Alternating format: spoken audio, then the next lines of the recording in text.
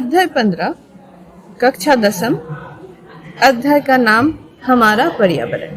आज हम लोग इस अध्याय को देखेंगे। इस अध्याय में हम लोग जानेंगे कि पर्यावरण के बारे में कि क्या किसे कहते हैं पर्यावरण। साथ में हम पारिस्थितिकी तंत्र देखेंगे और इसमें देखेंगे हम आहार श्रृंखला और आहार जाल। तो सबसे पहले हम देख रहे हैं पर्यावरण। पर्यावरण शब्द को हम देख रहे हैं परि तत्व के साथ हम जोड़ रहे हैं आवरण, यानी कि हमारे चारों ओर के वातावरण को जिसमें सभी जीव और निर्जीव सम्मिलित हो, इसे हम पर्यावरण कहते हैं। इस पर्यावरण में बहुत सारी चीज रहते हैं, जैसे कि जैव घटक, अजैव घटक, और ऐसे में बहुत सारे ऐसे चीज भी रहते हैं जो बहुत जल्दी अपघटन के द्वारा अपघटन हो जाते हैं।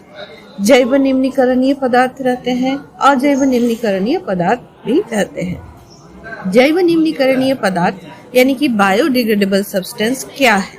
ये पदार्थ जो जैविक प्रक्रम द्वारा अपघटित हो जाते हैं जैवी निम्नीकरणीय पदार्थ कहलाते हैं। उदाहरण साग सब्जी, फलों आदि के अवशेष तथा मल तथा मूत्र। इसके बाद हम देख रहे हैं अजैव निम्नीकरणीय पदार्थ यानी कि नॉन बायोडिग्रेडेबल सब्सटेंस। ये पदार्थ जो जैविक प्रक्रम द्वारा अपघटित नहीं होते अजैव निम्नीकरणीय पदार्थ कहलाते हैं। ये पदार्थ सामान्यतः अक्रिय है तथा लंबे समय तक पर्यावरण में बने रहते हैं अथवा पर्यावरण के अन्य सदस्यों को हानि पहुंचाते हैं। उदाहरण डीडीटी, मानव निर्मित बहुत से ऐसे पदार्थ जो सूक्ष्मजीवी से अप्रभावित रहते हैं।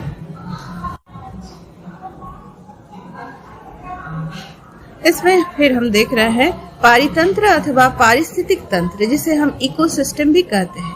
किसी क्षेत्र विशेष के पादप, जंतु एवं पर्यावरणीय कारक संयुक्त रूप से पारितंत्र बनाते हैं। अतः एक पारितंत्र में सभी जैव और अजैविक घटक होते हैं। भौतिक कारक जैसे ताप, वर्षा, वायु, मृदा एवं खनिज इत्यादि अजैव घटक है। उदाहरण वन, तालाब, झील आदि प्राकृतिक पारितंत्र है और बगीचा तथा खेत जो है वो मानव निर्मित पारितंत्र है। जैसे जल जीवशाला, ये भी मानव निर्मित पारितंत्र है, जिसे हम कृत्रिम पारितंत्र भी कह सकते हैं।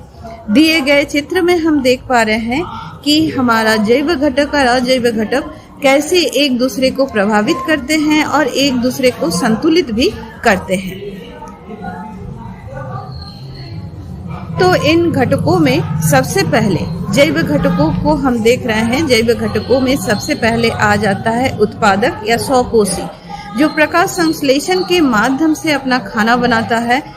अजैविक पदार्थों से या अकार्बनिक पदार्थों से वो कार्बनिक पदार्थ या कार्बनिक यौगिक बनाते हैं, इसे हम लोग उत्पादक कहते हैं।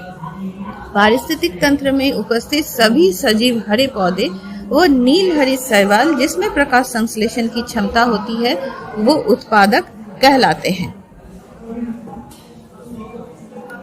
देख रहे हैं उपभोक्ता या विषमकोशी, जिसे हम कंज्यूमर्स या हेटेरोट्रॉफ्स भी कहते हैं। वो जीव जो उत्पादकों द्वारा उत्पादित भोजन पर प्रत्यक्ष या परोक्ष रूप से निर्भर रहते हैं, वो उपभोक्ता कहलाते हैं। उपभोक्ताओं को हम लोग मुख्यतः निम्न वर्गों में बांटते हैं, जैसे कि शाकाहारी, मांसाहारी, सर्वाहारी, परजीवी, इस तरह से। तो शाकाहारी जो हरे पेड़ पौधे को खाते हैं, यानी कि प्रत्यक्ष रूप से ये उत्पादक के ऊपर अपने भोजन के लिए निर्भरशील है, तो ऐसे को हम लोग प्राथमिक उपभोक्ता भी कहते हैं। उदाहरण बकरी, गाय, हिरन, खरगोश आदि। इसके बाद हम देख रहे हैं छोटे मांसाहारी या द्वितीय उपभोक्ता। ये शाकाहारी जंतुओं या प्राथमिक उपभोक्ताओं को भोजन के रूप में ग्रहण करते हैं। उदाहरण मेंढक, लोमड़ी, कुत्ता, बिल्ली आदि। इसके बाद बड़े मांसाहारी या तृतीय उपभोक्ता, कुछ मांसाहारी जीव जो दूसरे मांसाहारी जीवों या द्वितीय उपभोक्ता को मारकर अपना भोजन प्राप्त करते हैं, तृतीय उपभोक्ता कहलाते हैं। इन्हें उच्च उपभोक्ता भी हम कहते हैं। उदाहरण गिद्ध, बाज, शेर, चील आदि। इसके बाद हम देख रहे हैं सर्वाहारी अथवा सर्वभक्षी। ये जीव जो सजीव व उनके द्वारा उत्सर्जित पदार्थों तथा मृत जीविकों को खाकर अपना भोजन प्राप्त करते हैं, ये सर्वाहारी भी कहते हैं, जैसे कि कॉकरोच, कौवे आदि। परजीवी, परजीवी ये जीव जो दूसरे जीवों को बिना मारे उनके शरीर पर आश्रित होकर अपना भोजन प्राप्त करते हैं, उसे परजीवी कहलाते हैं। उदाहरण, जूं, मनुष्य के आंत में रहने वाले जीवाणु। इस तरह से परजीवी शरीर के बाहर भी हो सकते हैं, शरीर के अंदर भी हो सकते हैं। इसके बाद आते हैं अपघटक या सूक्ष्म उपभोक्ता। ये मृत जीव अथवा सड़े गले पदार्थों के जटिल कार्बनिक पदार्थों को सरल अकार्बनिक पदार्थों में परिवर्तित करते हैं। सरल कार्बनिक या अकार्बनिक पदार्थों को ये सूक्ष्म उपभोक्ता भोजन के रूप में अवशेषण करते हैं। इन्हें अपमार्जक भी कहते हैं। उदाहरण, अपघटक, जीवाणु, कवक आदि। इसके बाद हम देख रहे हैं आहार श्रृंखला या खाद्य श्रृंखला, इसे हम फूड चेन भी कहते हैं। जीवों की एक ऐसी श्रृंखला जिसके अंतर्गत खाने व खाए जाने की पुनरावृत्ति द्वारा खाद्य ऊर्जा का प्रवाह होता है, उसे खाद्य श्रृंखला कहते हैं। अथवा पादप स्रोत से विभिन्न जीवों की श्रृंखला द्वारा खाद्य ऊर्जा का संचरण खाद्य श्रृंखला कहते हैं।